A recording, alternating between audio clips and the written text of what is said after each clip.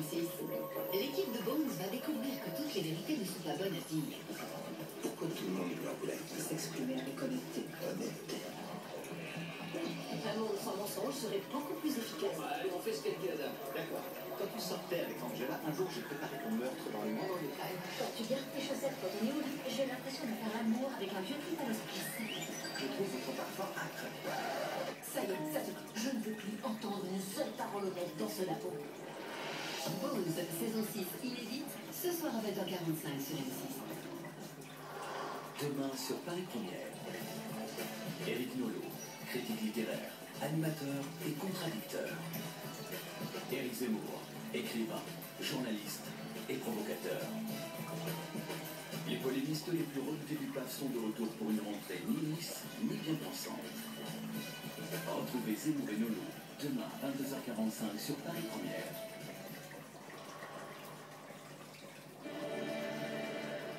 Envie de s'évader? Regardez d'abord la météo avec Hôtel.com. Hôtel.com, réservation d'hôtel sur Internet.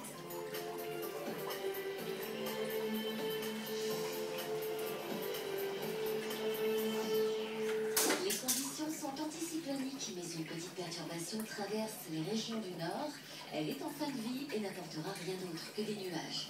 Une nouvelle perturbation toujours très atténuée aborde les côtes de la Manche, la Picardie, et gagnera progressivement l'Île-de-France et les frontières belges et allemandes. Résultat, pas de pluie cet après-midi et une impression générale plus belle qu'hier. Entre les deux zones nuageuses, de larges éclaircies continueront à se développer et c'est même un beau ciel bleu que l'on découvrira en Vendée. Au sud d'une ligne Royan-Belfort, soleil et douceur, pour ne pas dire chaleur, puisque la maximale atteindra les 30 degrés à Perpignan cet après-midi contre 17 de minimale à Abbeville. Nous retrouverons des valeurs de saison sur la moitié nord. Elles seront légèrement supérieures dans le sud. On notera par exemple 20 degrés à Paris, 21 à Nantes et Strasbourg, 22 à Clermont-Ferrand, 24 à Bordeaux, 26 à Ajaccio ou encore 28 degrés à Montpellier. C'était la météo avec Hôtel.com. Hôtel.com, réservation d'hôtel sur Internet.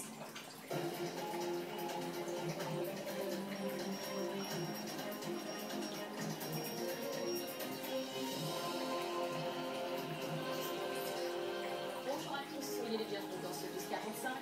Voici les titres de l'actualité de ce jeudi 22 septembre. Toufik a bien été enlevé et séquestré. Cet enfant de 10 ans avait disparu mardi soir dans la Drôme. Il a été retrouvé hier à 70 km de chez lui dans des conditions assez obscures. Troy Davis a été exécuté à 23h08 heure locale. Ce Nord-Américain a reçu une injection mortelle dans sa prison de Géorgie. Jusqu'au bout, le condamné a clamé son innocence. Elle vit avec le cœur d'une autre, en l'occurrence. Vous entendrez dans cette édition l'incroyable histoire de la comédienne Charlotte Valandret et sa relation amoureuse avec le mari de celle dont elle porterait le cœur. Entre la France et l'Australie, son cœur balance. Nous vous emmènerons à la découverte de Nadella. Cette jeune chanteuse australienne vient de sortir son premier album, Une petite merveille. Tout est bien qui finit bien pour Toufik, ce petit garçon de 10 ans qui avait disparu mardi soir devant la maison de son père, dans la Drôme. L'enfant a été retrouvé à peine 24 heures plus tard. D'après les premiers éléments de l'enquête, il a bien été enlevé. Il reste à savoir si la piste est crapuleuse ou familiale. Frédéric Badard, Laurent Blanchard, la Dubaï. Dans cette voiture de la gendarmerie, Toufik, vêtu de rouge, est emmené à l'hôpital pour y subir des examens médicaux. Il est 20h. Il vient d'être retrouvé à 70 km de son domicile de la Drôme.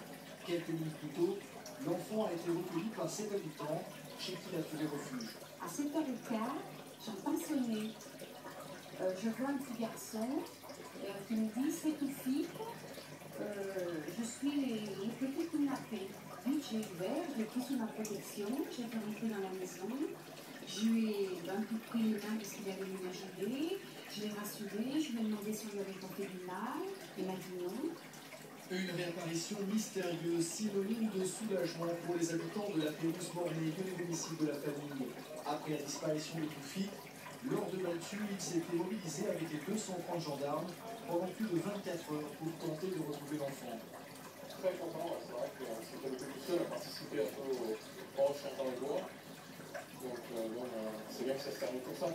Si on ne peut pas laisser les gamins aller chercher le pain, etc., On était très inquiets et du coup très soulagés. Voilà. Lors de ses premières déclarations, Toufik affirme qu'il a été retenu par plusieurs personnes s'exprimant dans une langue étrangère. Deux tests sont dès lors envisagés par les enquêteurs.